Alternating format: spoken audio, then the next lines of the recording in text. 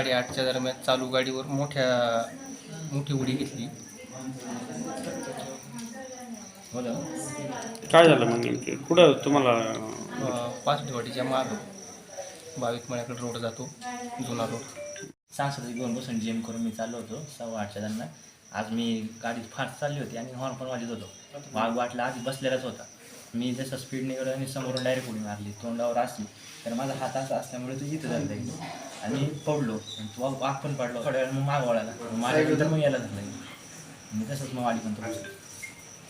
आपल्या ओतूर गावातील पाथरटवाडी या ठिकाणी आज रात्री 8:15च्या सुमारास वाघाने बिबट्याने 2 व्यक्तींवर वेगवेगळ्या वेळी हल्ला केला. सुरुवातीला सूरज सावंत हा जिम करून घरी चाललेला असताना त्याच्यावर वाघाने उडी मारली आणि त्याला झडप मारून बगलेमध्ये त्याचा मोठा दंश केला. तो त्या ठिकाणी त्याला धरपकड करून उठला आणि मोटरसायकल त्या ठिकाणी सोडून तो वाडीपर्यंत पळत गेला. वाघही त्याच्या मागं पळत चालला होता. नंतर वाघ बिबट्या त्या ठिकाणी थांबला आणि परत त्या पडलेल्या मोटरसायकल जवळ आला आणि त्यानंतर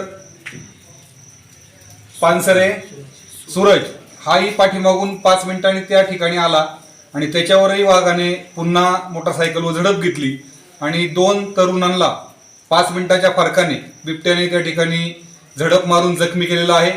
आत्ता वन विभागाचे अधिकारी या ठिकाणी सरकारी दवाखान्यामध्ये पोहोचलेले आहेत. त्यांनाही या ठिकाणी सरकारी दवाखान्यामध्ये आणलेलं आहे आणि त्यांच्यावर प्राथमिक उपचार ओतूर प्राथमिक आरोग्य केंद्रामध्ये या ठिकाणी केलेला आहे.